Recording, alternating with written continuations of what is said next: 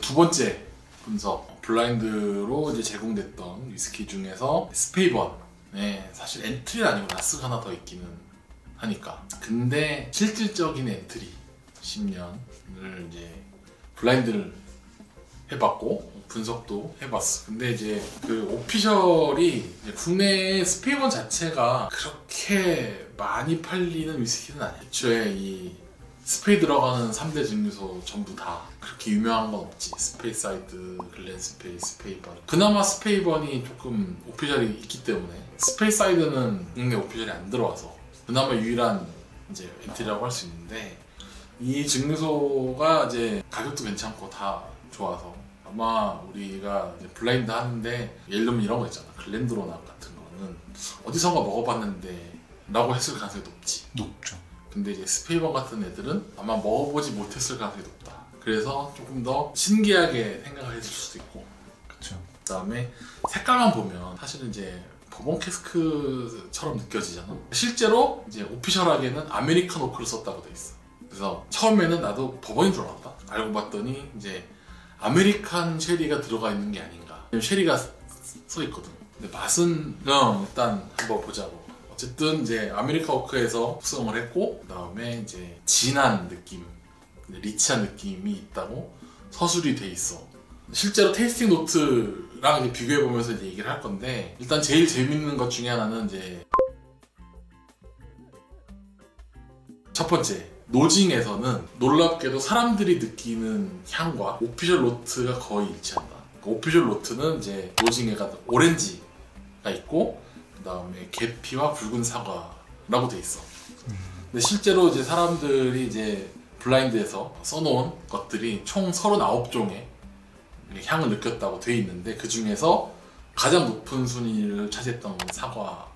근데 사과가 뭐 물론 여러 가지 있겠지만 기본적으로는 버번 캐스크에서 오는 거기 때문에 아메리칸 오크에 그런 숙성했다는 게 맞다. 대신에 청사과보다는 조금 단 느낌, 그 다음에 약간 눅진한 느낌이 있어서 약간 달큰한 느낌의 사과라고 표현을 했어. 한 절반 정도가.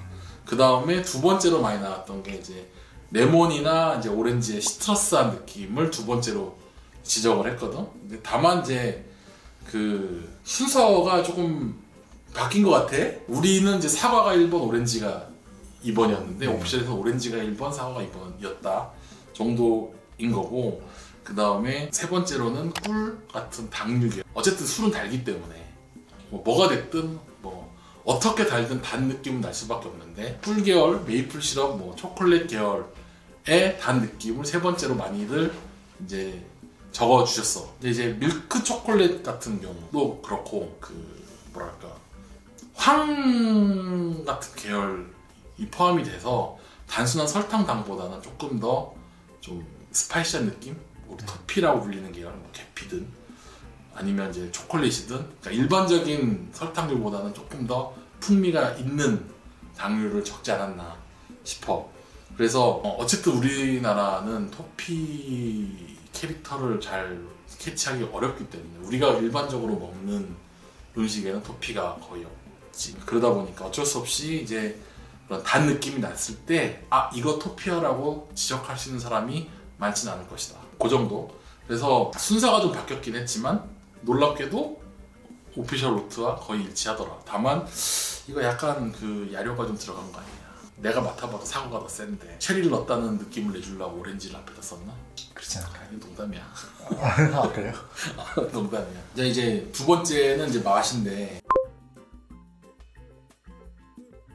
맛에서는 일단 그 과일 계열이 앞에 없고 주로 이제 단 느낌을 서술하는데 오피셜 노트는 할애를 많이 하고 있어. 이제 토피, 버터스카치가 메인이고 거기에 약간 사과 파이라고 돼 있거든. 이제 파이라고 그런다면 약간 고소한 곡물의 느낌도 있단 말이야. 물론 이제 사과 캐릭터도 있지만 놀라운 거는 처음에 노징에서는 분명히 우리가 쉐리로 추정되는 향이 있었어. 오렌지 같은. 근데 막상 맛에서는 쉐리로 추정되는 맛이 없어. 그나마 있다 그러면 토피 정도가 간접적으로 있다 정도인 거고. 그리고 실제로 블라인드 테이스트를 이제 진행했을 때 실험 참가자들이 느낀 것도 그냥 단맛, 그다음에 약간 느끼한 맛, 그리고 오일리한 맛, 이런 느낌, 크리미한 질감 이 정도를 서술을 한 거지. 이게 그런 뭐랄까 쉐리 관련되는 노트는 거의 없고, 그리고 주로 달아도 크리미하다는 표현이 좀 많이 나와 있다는 거야. 이게 어떻게 보면 느끼하다. 버터스카치가 원래 이미 버터가 들어간 시점에서 느끼할 수밖에 없는 거지. 근데 이제 이거를 풍미가 좀 있다라고 느끼는 것 중에 좀 특이한 게, 우리가 이제 실제로 이 위스키를 계측을 했을 때 점도가 전에 측정했던 하이랜드 파크보다 살짝 4cm 푸어 정도 높게 나왔다는 점에서 뭔가 그런 이제 질감이, 이런 풍미나 이런 느끼하다는 거에 영향을 주지 않았을까라고 추정을 해볼 수 있다. 아까 이제 얘기했던 이제 쉐리 캐스크였던 하이랜드 파크와, 물론 이제 캐스크 차이인지 뭐 스피릿의 만든 데 차이인지 냉각기의 차이인지 거기까지는 아직까지는 잘 모르겠지만, 아무튼 뭔가 점도에 영향을 주는 뭔가가 있었을 것이다. 그리고 그게 맛에서도 어느 정도 크리미한 느낌, 느끼한 느낌을 주는데 일조했을 수도 있다, 추정이. 이제 노징하고 맛에서는 이제 충분히 오피셜 로트와 유사한 느낌이 나서 생각보다 좋은 위스키다. 왜냐면 이게 한두 명은 공감을 할 수 있는 노트들이 있는 경우도 있지만 대다수가 공감한다는 거는 잘 잡았다는 거야. 그러니까 뭐 물론 이렇게 설계를 했고 이런 맛이 나고 그래서 사람들이 이렇게 느꼈다가 다 일치하면 굉장히 해피한 거거든. 근데 나는 이렇게 만들었어, 근데 맛은 이래, 사람들이 그렇게 못 느껴라고 하는 순간 이제 파는 사람도 괴로워지고 사는 사람도 괴로워져. 그런 위스키가 좀 많을 거라고 생각해. 특히 엔트리 계열의 위스키들에서 좀 아쉽다는 거는 이제 피니쉬가, 사실 피니쉬는 내 기준으로는 그렇게 중요하진 않아. 왜냐면 이제 아무리 피니쉬가 좋아도 맛하고 노징에서 꽝이면 피니쉬는 기나 많아 짧으나 많아 의미가 없어. 그러니까 앞에가 빌드업이 완벽하게 돼야 피니쉬가 의미가 있는 거지. 앞에가 개판인데 피니쉬만 좋아요는 어떻게 봐줘도 좋은 위스키라고 봐줄 수가 없겠지. 그래서 사실 피니쉬에서 사람들이 특히 이번 블라인드 테이스팅에서 좀 사람들마다 의견 차이가 좀 많이 있었다. 이게 좀 짧다거나 강도가 너무 약하거나 아니면 뭐 떨다 쓰다 이런 노트들이 있는데, 근데 이제 하이랜드 파크 때도 그렇고 요번에 이제 내가 영상에서 올렸던 것처럼 좀 이렇게 40도의 엔트리를 먹을 때는 좀 많이 머금어 보는 거를 추천을 드리면서, 그러니까 바뀔 수 있다 이거야. 피니쉬도 충분히 그 내용들이 바뀔 수도 있기 때문에 뭐 사실 이 짧은 거에 대해서 뭐 사실 엔트리에서 긴 피니쉬 이런 얘기 잘 안 써. 사실 여기 쓰긴 하는데 마지막에 좀 별로긴 했는데, 내가 길다고 우기면 긴 거에 기준이 없잖아. 1분 이상 가야 긴 거야, 10초만 돼도 긴 거야, 아무도 몰라. 그러니까 그거는 그냥 내가 기분이 맛있게 먹었고 기분 좋았으면 그뿐인 거지, 너무 그 피니쉬 길이에 연연하진 않았으면 좋겠다. 그런 의미에서는 뭐 좀 부정적인 의견이 있었지만 사실 큰 문제는 없다, 내가 봤을 때. 다만 이제 부정적으로 느끼는 분들은 너무 이제 적게 먹었거나 좀 역치가 좀 있거나 이런 것들이 있지 않았을까. 전체적으로는 노징과 맛에서 테이스팅 노트와 거의 일치하는 모습을 보여줬기 때문에 굉장히 좋은 의미의 교과서적인 위스키라고 또 볼 수 있다. 다만 블라인드 테이스팅에서 단점을 얘기하는 부분들을 이제 좀 생각을 해보면, 이 스페이번 같은 경우에 두 가지 관전 포인트가 있어. 하나는 이게 100% 아메리칸 오크 숙성이라는 거야. 그러니까 쉐리를 넣었다 한들 아메리칸 오크에서 넣었기 때문에 그 오크 숙성에 있어서 오프노트들이라고 우리가 부르는 것들이 조금 존재하더라. 왜냐면 뭐 그런 향수에서 느낄 법한 우디한 캐릭터 한 느낌 나는 민트 계열이라던가 아니면 아세톤이라고 하긴 좀 그렇고 고무 같은 계열, 탄 고무 이런 계열들의 향미가 느낀다는 사람들이 꽤 있었다는 거야. 그러니까 이게 어디서 왔는지는 어디까지나 추정인데, 이제 버번 캐스크, 아메리칸 오크 캐스크지. 아메리칸 오크 캐스크에서 숙성 과정에서 나올 수 있는 향미들인데, 그러니까 이 부분들이 사실 10년쯤 되면 굉장히 많은 캐스크를 블렌딩을 했고 그 과정에서 사실 오픈노트들은 거의 몇 개 안 된다 그러면 사라져야 되는데 이게 두드러지게 느끼는 사람이 있었다는 거는 전반적으로 이제 그런 숙성감이 있는 애들이 많이 들어가지 않았을까라고 추정해보는 게 하나 있어. 두 번째는 조금 유산 관련된 거, 그 다음에 황 관련된 노트들이 좀 올라온단 말이야. 이 풍미를 좀 배가시켜주는 효과가 있긴 한데 이런 치즈 관련된 유제품, 크림이 이게 사실은 이제 그 휘발성 유화물에 유래되는 경우가 많단 말이야. 근데 이게 어쨌든 뭐가 됐든 과하면 독이야. 그러니까 적당히 있는 게 좀 좋긴 한데 너도 알다시피 우리가 분석한 것도 그렇지만 모든 향미 요소들이 다 극밀이 아니까 이거 어떤 사람한테는 이게 굉장히 역겨울 수가 있고 어떤 사람한테 굉장히 좋은 풍미로 남을 수도 있거든. 이건 사람마다 역치가 다르기 때문도 있고 대부분의 성분들이 너무 소량이어서 이거를 우리가 요 정도 들어가야 맞는 거예요 라고 짚어줄 수 없어. 그렇죠. 이거 그냥 사람의 그냥 개인차 정도? 근데 어쨌든 분명히 존재한다는 거지. 의외로 이 황이 얼마나 긍정적으로 영향을 발휘하냐가 이 얼마면 사 드실래요? 라고 물어본 이 설문에서 나와. 실제로 뭐 아까도 얘기했던 가격이 5만원 언더라고 그랬잖아. 네네네.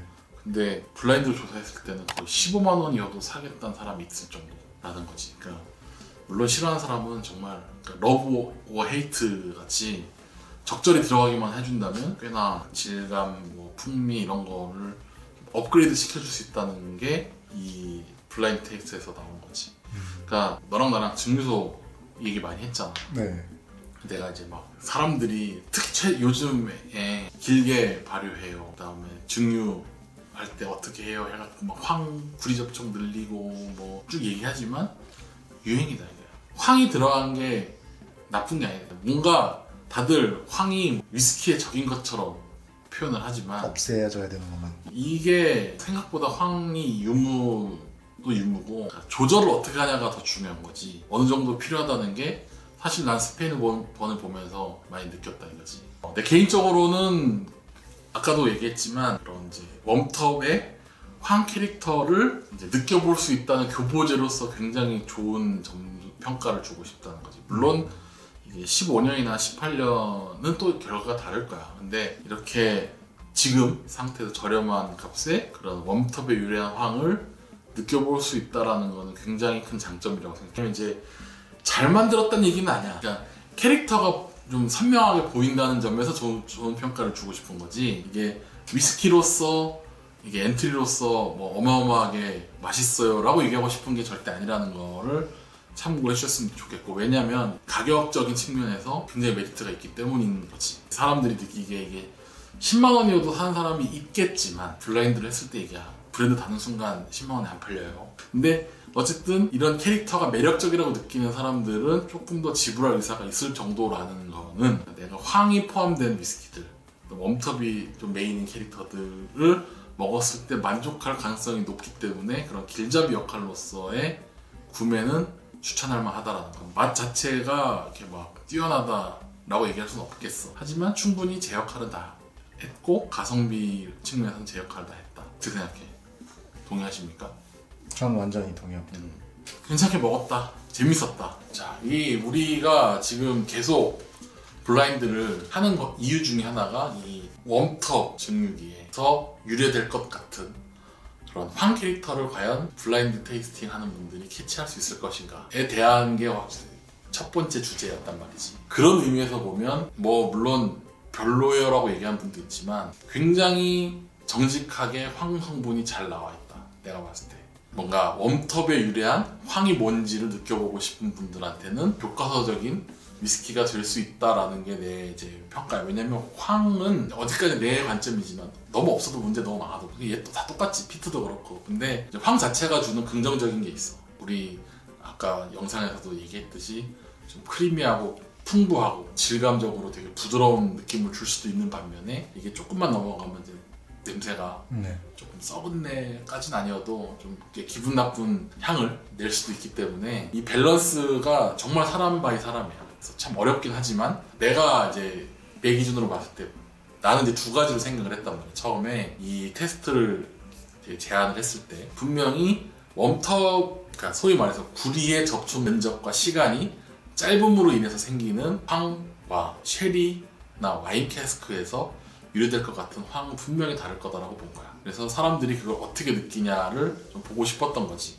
그래서 그 이스페이버는 보면 카본 디설파이드가 많이 좀 포착이 되는데 이게 분명히 웜텁에서 유래된 물질이 아닐까라고 추정을 해보는 거야. 그래서 좀 괜찮은 의미로는 정말 교과서적인, 그러니까 우리가 글렌 파클라스도 황 캐릭터가 많다고 얘기를 해.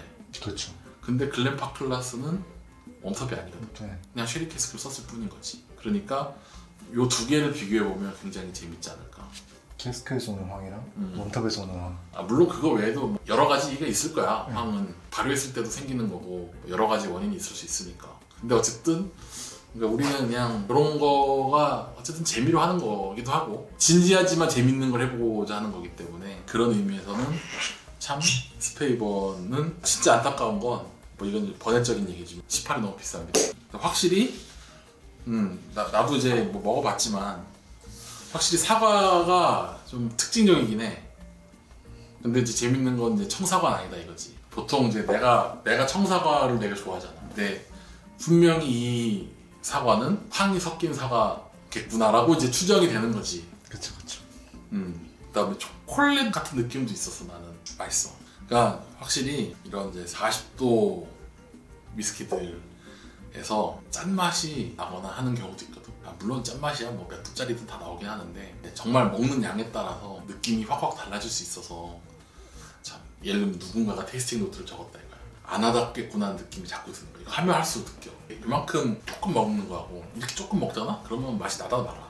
나핀씨 나쁘지 않은. 다들 짧다고 했지만 이 정도면 충분히 긴 거 아닌가? 참 기준이 애매모호하죠. 한번 먹어볼래? 근데 한국 사람들이 좋아하는 깔끔한 맛은 아니야. 보니까. 깔끔하지 않아요, 이 정도면? 아 그래?